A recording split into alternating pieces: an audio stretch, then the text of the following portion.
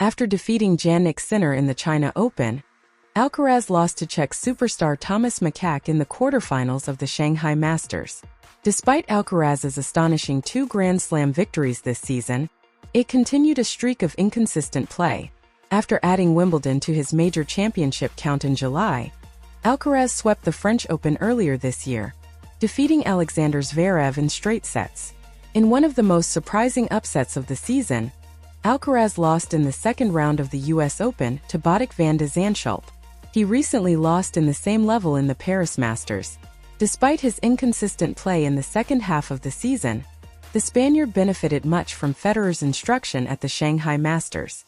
While preparing for this year's ATP Finals in Turin, Alcaraz spoke to Marca and described his experience training with Roger Federer at the Shanghai Masters. "The moment is right. That quality will always be there with Roger," he stated.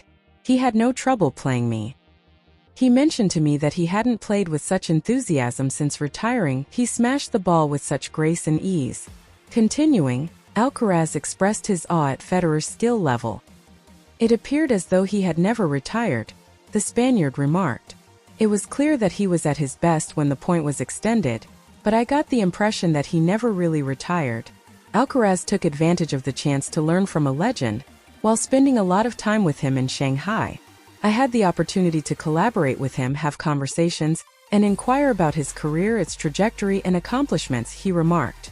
"Since I am only at the beginning of my professional journey, I sought to ask him questions that will be relevant down the road." The two of us then watched the Masters 1000 final and had a lengthy discussion about the match, the Olympics final against Djokovic, and what he would have done differently. "It was an incredible experience, and I truly hope he visits my performances more frequently,"